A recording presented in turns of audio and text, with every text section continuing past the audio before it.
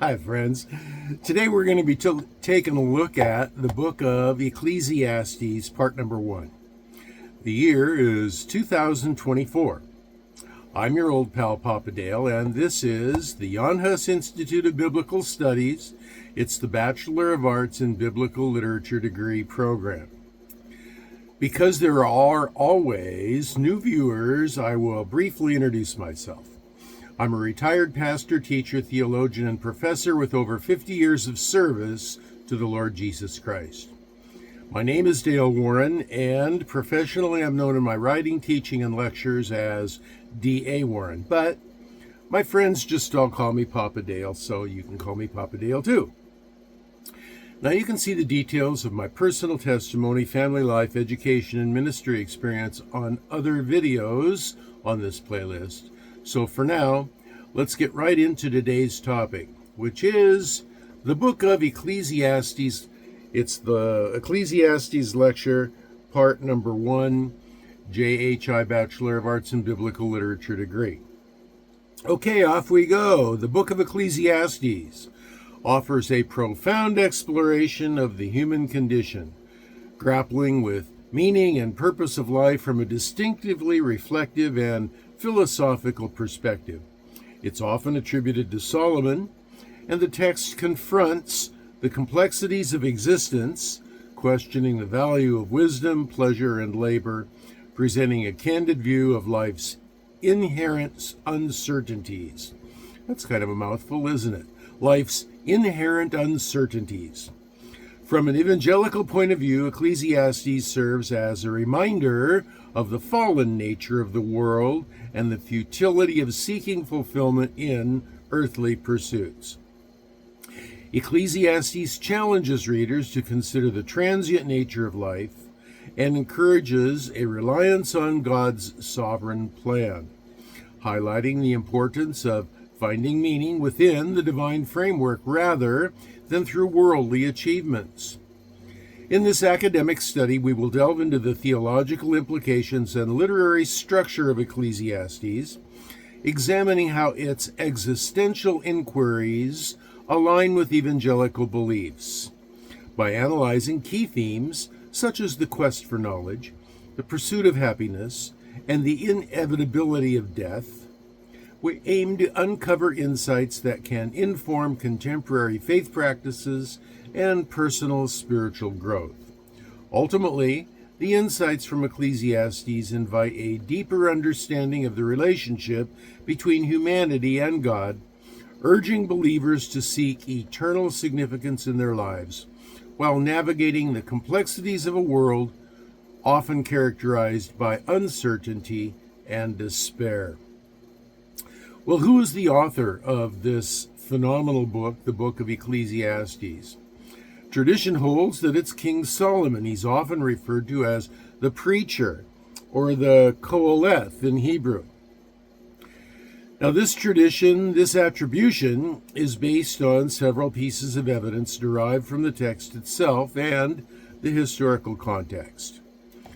First Ecclesiastes 1:1 states, "The words of the preacher, the son of David, king in Jerusalem." And this directly links the author to Solomon's lineage and royal status. Additionally, the book reflects themes that resonate with Solomon's life experience, particularly his pursuit of wisdom, wealth, and pleasure, which is evidence in his accounts in 1 Kings 3 chapters 3 through chapter 10. The profound reflections on life's purpose and the ultimate conclusion that fear God and keep his commandments align with Solomon's role as a wise and reflective leader. See that quote in Ecclesiastes 12:13. It is actually the summary statement for the whole book of Ecclesiastes. So, furthermore, the literary style and philosophical tone of the book of Ecclesiastes bear similarities to other works attributed to Solomon, such as Proverbs. Recognizing Solomon's wealth and wisdom, which are historically documented, adds to the credibility of his authorship. Despite some debate among scholars regarding authorship due to the book's language and themes, the traditional view remains strong within the evangelical community, emphasizing the theological significance of Solomon's insights as divinely inspired wisdom for navigating life's complexities. Well, what does the science of archaeology have to say? The evidence directly validating the historicity of the book of Ecclesiastes, including its authorship as attributed to Solomon, is somewhat limited. However, there are several points in archaeological studies that can support the historical and cultural context of the text. Of course, let's begin right off looking at this study and noting that there is no historical evidence that contradicts the authenticity or the authorship of the book of Ecclesiastes. And so, point number 1 under archaeology, Solomon's reign. Archaeological findings related to the kingdom of Israel during the 10th century BC, particularly in Jerusalem, provide some context for Solomon's reign. The construction of significant features, such as the first temple as described in 1 Kings, aligns with Solomon being a wealthy king. Excavations in the city of David and other sites indicate the presence of monumental architecture and wealth that could correspond to Solomon's era. Point number 2 under archaeology, wisdom literature. The character and style of Ecclesiastes reflect the broader genre of ancient Near Eastern wisdom literature, which was prevalent during the time of Solomon's life. Evidence of similar themes and ideas can be found in other archaeological discoveries, such as texts from ancient Egypt and Mesopotamia, which often explore similar existential questions about life and wisdom. Pardon me. So, under the point of archaeology, we have point number 3, cultural artifacts. Artifacts found in Jerusalem and surrounding areas have revealed aspects of daily life during the period attributed to Solomon, including items related to trade, religion, and socio-political organization. These findings support the backdrop against which Ecclesiastes was written, and they affirm the societal complexities the text addresses. Point number 4, linguistic studies. Language analysis indicates that Ecclesiastes contains elements of typical biblical Hebrew from the time of Solomon's reign and reflects later developments. While some argue for a later date due to linguistic features, the overall composition aligns with the literary context of the United Monarchy under Solomon, emphasizing his role as a figure of wisdom. While direct and archaeological evidence specifically confirming the person of Solomon as the author evidence is sparse, the broader archaeological and historical context of the era provides a framework supporting the authenticity of the themes presented in Ecclesiastes and the relevance of its insights into the nature of life and faith. Now, what about non-archaeological evidence? Well, from an evangelical perspective, the historicity of the book of Ecclesiastes can be supported by a variety of non-archaeological evidence. Now, I'll reiterate, there is really no evidence at all that contradicts the authorship or the veracity, the authorship by Solomon or the veracity of the book of Ecclesiastes. So, in absence of any other evidence, the evidence for the veracity of Ecclesiastes and the evidence for Solomonic authorship even becomes stronger. So, non-archaeological point number 1, subpoint number 1, scriptural canon. Ecclesiastes is included in the Hebrew Bible, the Tanakh, and the Christian Old Testament, the Pentateuch, and it's recognized as part of the wisdom literature tradition. Its acceptance into the canon signifies that it was valued by very early Jewish and Christian communities for its insights and theological contributions. For many centuries back into antiquity, which really supports its veracity. It was always considered part of the inspired canon. Subpoint number 2, attribution to Solomon. Many evangelicals affirm Solomon's authorship based on the text itself, which refers to the speaker as the preacher, a Koheleth, traditionally linked to Solomon's role as a wise ruler. The title and references within the book suggest a royal figure with vast experience and wisdom. Subpoint 3, literary style and themes. The themes found in Ecclesiastes, such as the search for meaning and the transitory nature of life and the pursuit of wisdom, reflect the philosophical and experiential perspectives common in ancient wisdom literature. And this aligns with the broader scriptural narrative that emphasizes the importance of seeking God and understanding life's purposes. Subpoint number 4, historical context. The philosophical questions and themes in Ecclesiastes resonate with other biblical texts.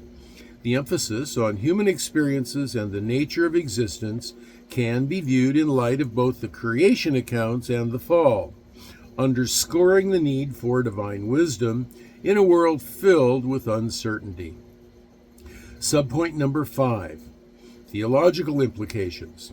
Evangelicals often emphasize the theological insights found in Ecclesiastes, such as the sovereignty of God, the concept of vanity in Hebrew hevel, and the call to enjoy life's simple pleasures as gifts from God. These themes contribute to an understanding of the human condition in relation to a sovereign God, reinforcing the book's relevance. Subpoint number 6, historical continuity.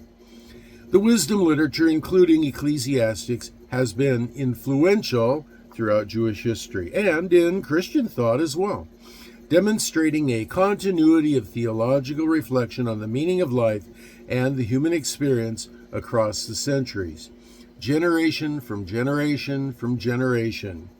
These texts have been passed on and considered scriptural canonical. While overall archaeological evidence may be limited, the historical, literary, and theological contexts in which Ecclesiastes is situated provide a framework for supporting its historicity from an evangelical point of view. So, let's take a look at main point, the historical setting.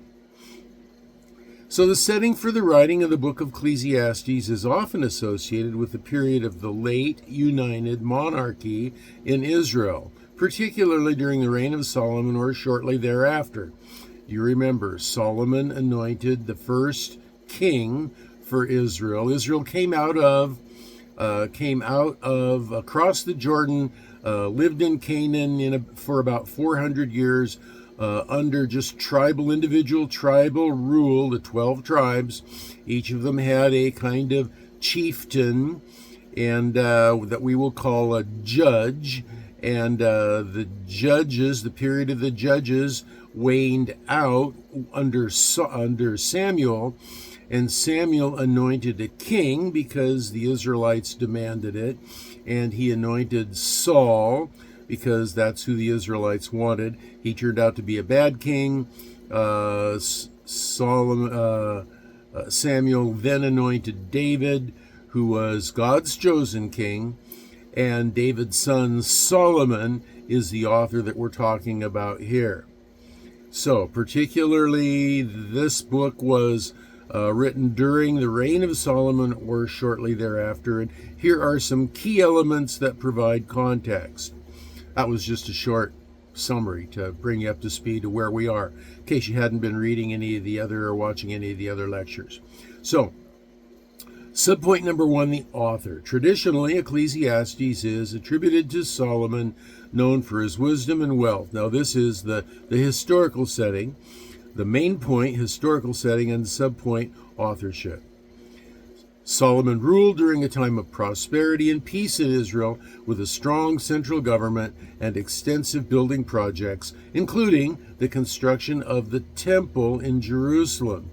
If Solomon is indeed the author, the book may reflect his experiences and reflections in that context. It's under Solomon's leadership that the first temple, the Israelites were able to cease worshiping in the portable tabernacle, the tent that God had instructed them to create during the wilderness wanderings, and now they are worshiping in a brick and mortar, as it were, temple built under the rule and reign of Solomon. Subpoint number 2, under the historical context. Socio-political environment. The era of Solomon was marked by significant development, including trade, culture, and alliances with neighboring nations. However, it was also a time where eventually moral decay and idolatry emerged, leading to social and spiritual challenges.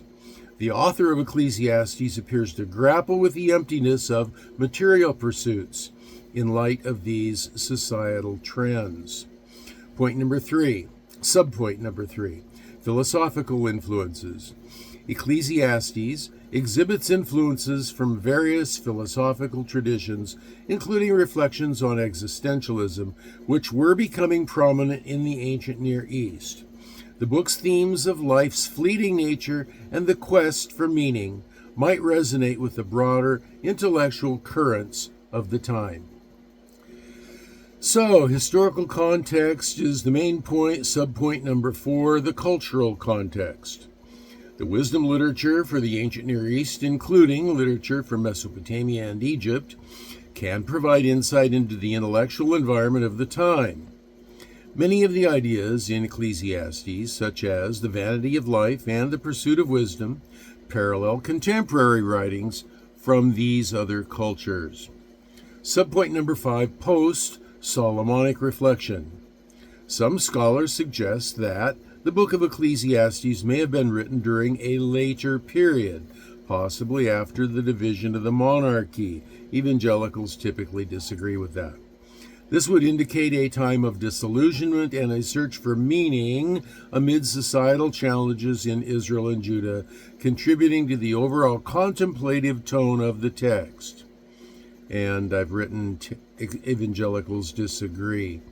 The source of the morose attitude that you find in the book of Ecclesiastes is the fact that Solomon is getting toward the end of his life and is beginning to realize that much of what he did and said and thought in life was meaningless. It was vanity. So it had to do with that primarily from the evangelical perspective, not from post-evangelical perspective. In fact, one would think that the post-evangelical idea would run counter to the idea of the attitude in Ecclesiastes being one of lamentation or regret, because here in post-exilic Israel, there should have been rejoicing. They were now free from the heavy hand of Persia, and although not totally free, they were freer. So let's get on with the lecture now, and we get to the main point of the cultural context. Ecclesiastes is a profound contemplation on the meaning of life and the human condition. The deepest existential questions of human life are considered: origin, purpose, and destiny. Now, those three words are three words that you should really burn into your heart.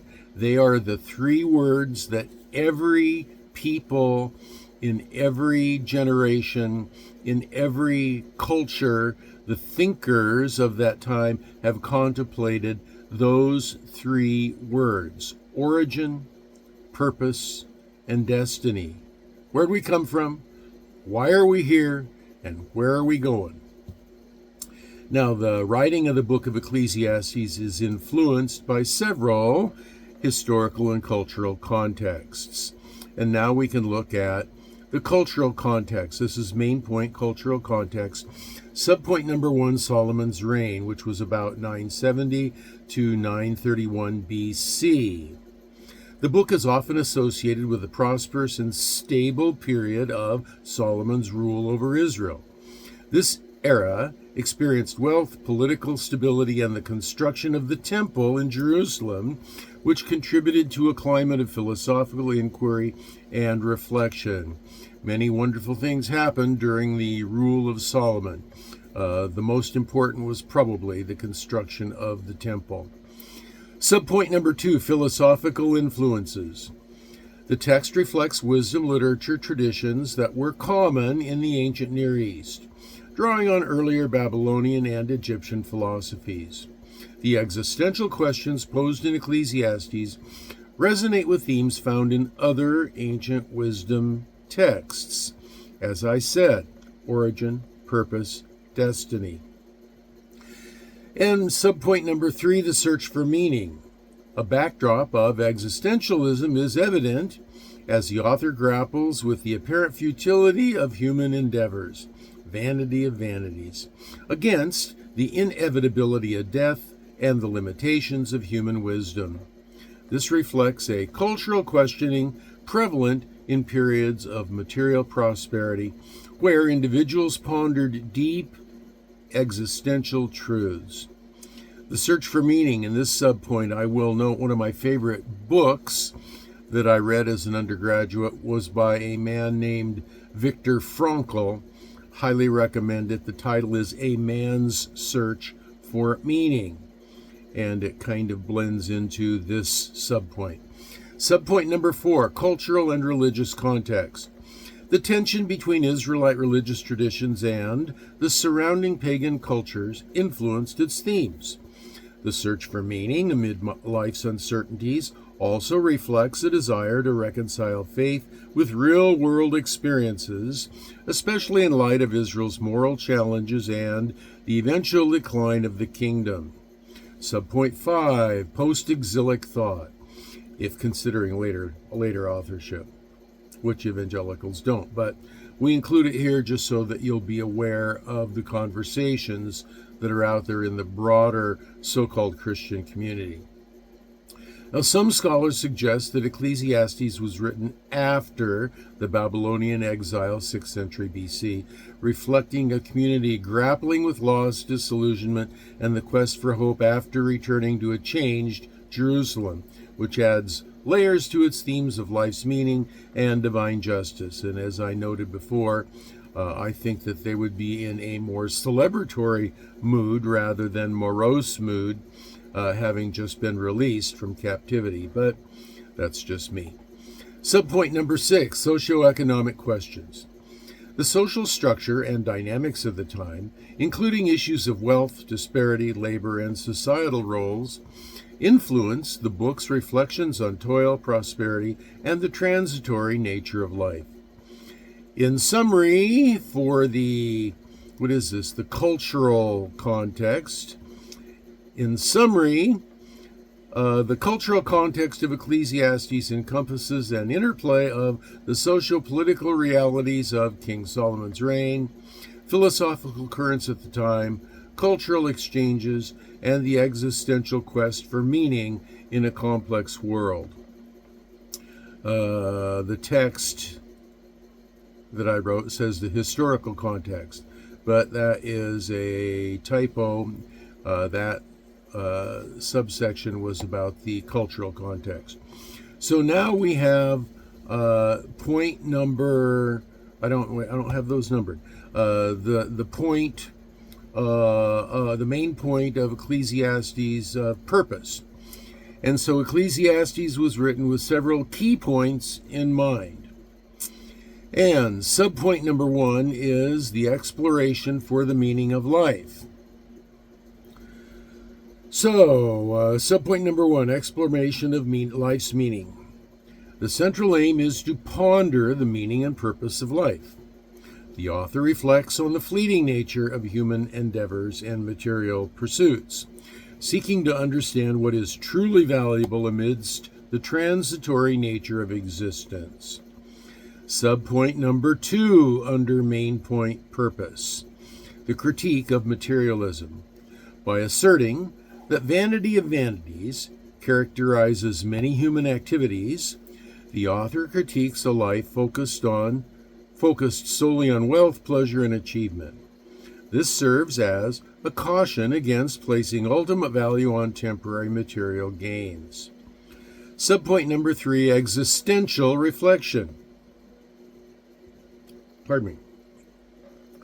Ecclesiastes addresses universal existence questions about life, death, and the human condition. It also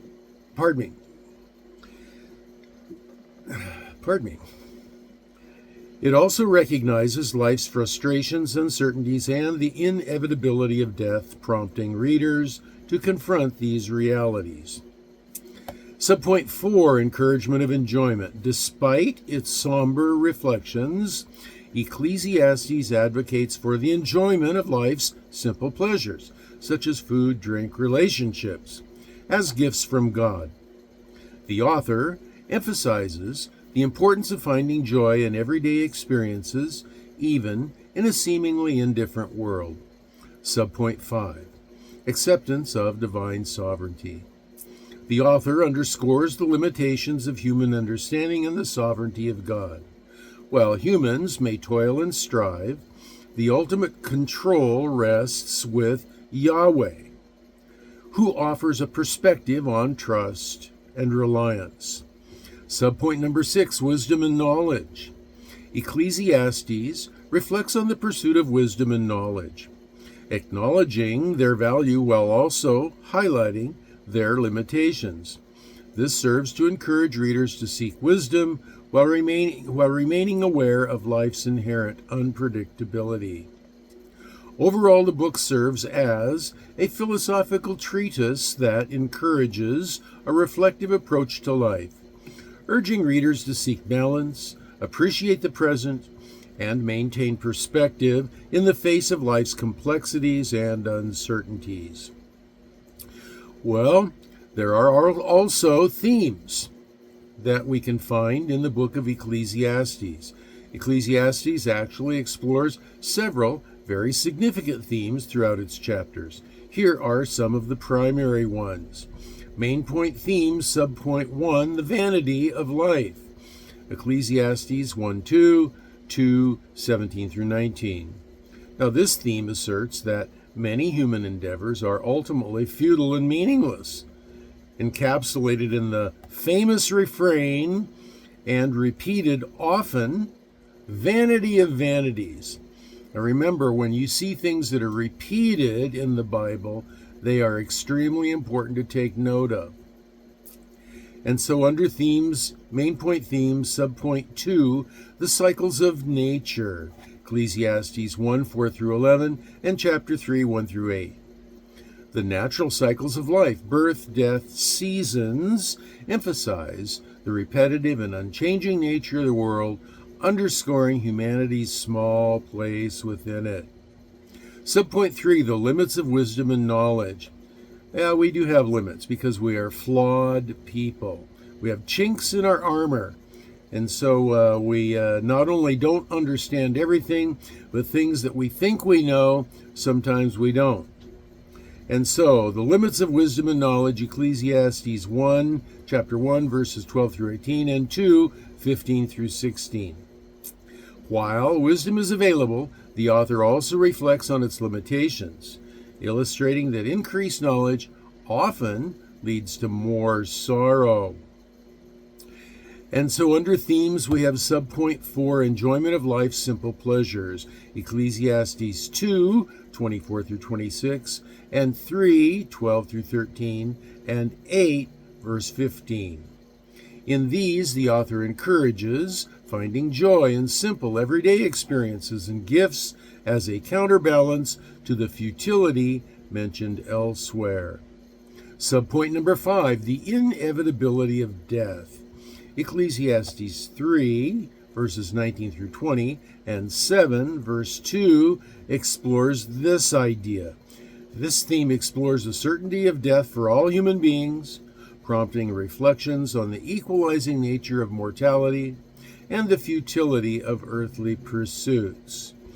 The idea being, once you're in the grave, didn't matter whether you were ever rich or poor or whatever you did in life, the body rots.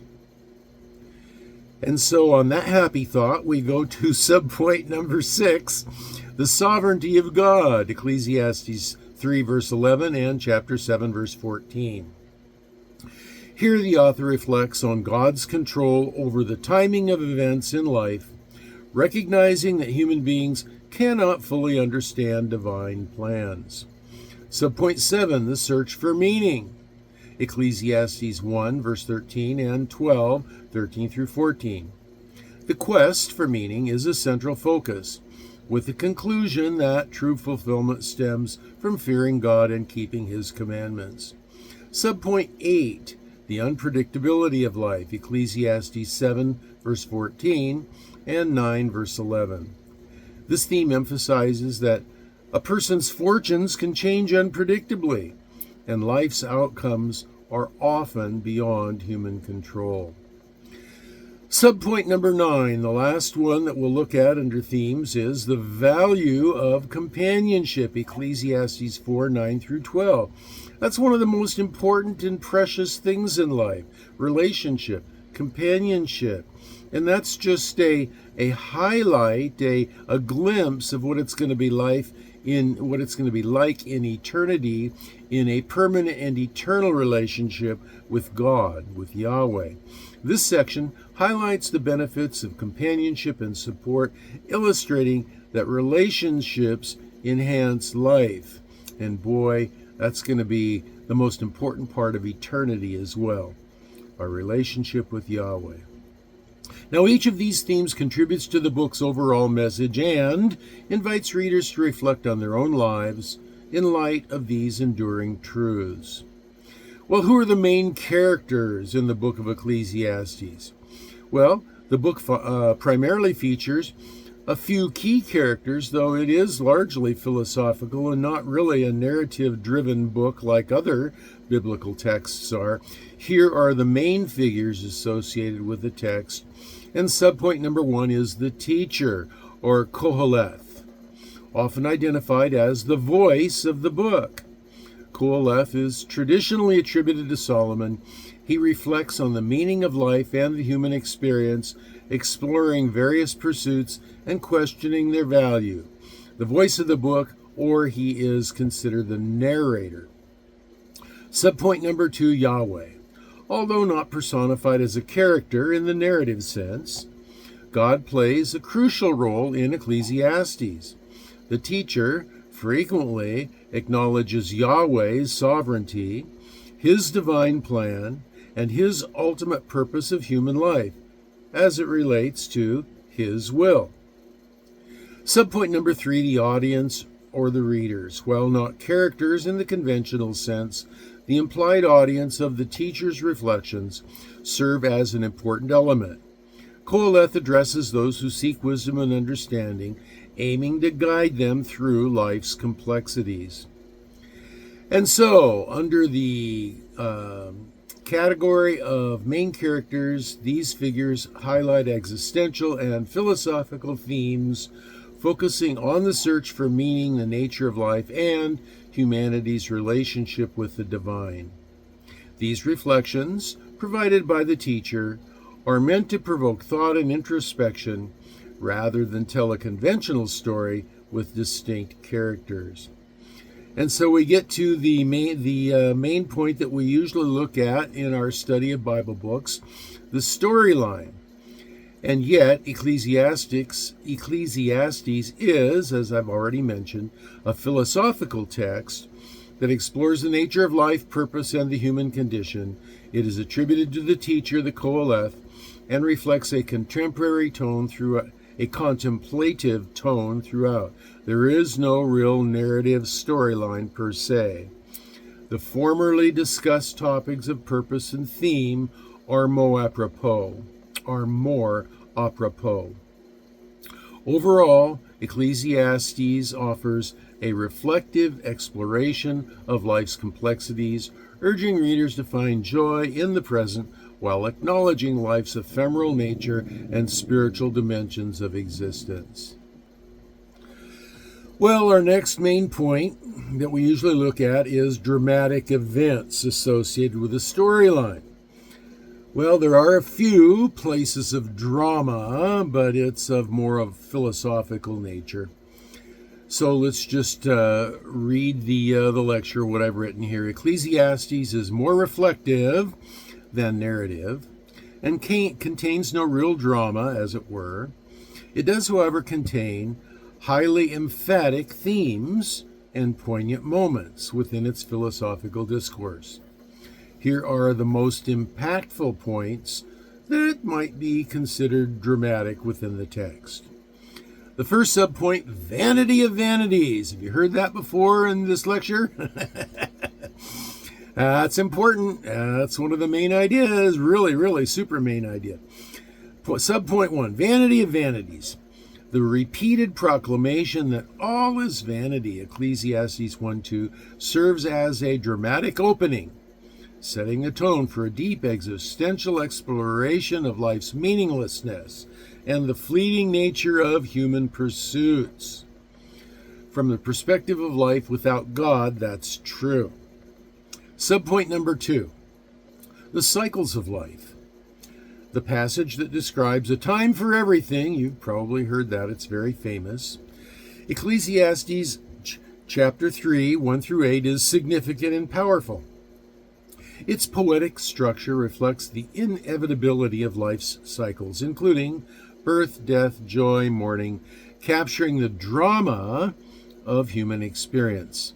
Subpoint number 3, the search for meaning. The teacher's personal quest for meaning through wisdom, pleasure, and toil. See Ecclesiastes 1:12 through 18 and 2:1 through 11. The teacher's personal quest for these things is filled with moments of stark realization. Stark realization! His experiences yield no lasting satisfaction, revealing a dramatic struggle between the desire for answer to these questions and despair, realizing that he's never going to get the answer that he seeks. Not without God. Subpoint number 4, the inevitability of death. The profound acknowledgement that both the wise and the foolish will eventually die. Ecclesiastes 2:14 through 16. This idea underscores the dramatic equality of life that life imposes on individuals, regardless of their earthly achievements. Subpoint 5, the futility of wealth and success. The stark illustration of a person working hard only to leave their wealth to someone who did not toil for it. Ecclesiastes 2:18 through 19. This is a challenge that presents a dramatic irony, highlighting the transient nature of success and its ultimate futility. And then we have subpoint number 6, the frustration of oppression and injustice. The teacher observes the prevalence of oppression and injustice, Ecclesiastes 4:1 through 3. And he expresses the deep sorrow that it brings, countering the ideal of a just world. This observation adds a dramatic tension to the understanding of human experiences. Subpoint 7, the final exhortation. The closing verses of Ecclesiastes, chapter 12, verses 13 and 14, underscore a dramatic call to fear God and keep His commandments, framing the existential reflections as a pathway to meaning, emphasized by the certainty of divine judgment. These emphatic elements within Ecclesiastes reveal the emotional weight of existential questions and the quest for meaning in a seemingly indifferent, uncaring universe. Vanity of vanities. All is vanity. That's the last argument that you can come up with if you think that we live in a world without God. Nothing really matters. But of course, we don't. We live in a world that God has created and He is a part of. So I would like to mention that the point of subpoint number 7, where it says fear God, that can be a reference to fear like, I'm afraid of Him, and we should be afraid of Him in a sense of what might happen to us if we're disobedient, if we just ignore Him. But the point of this is more fear, reverence, of awe. It's like you walk up to the edge of the Grand Canyon in Arizona, the state of Arizona in the United States for the first time. And you walk up to the edge of it and it's like, oh my word, would you look at that canyon? Whoa!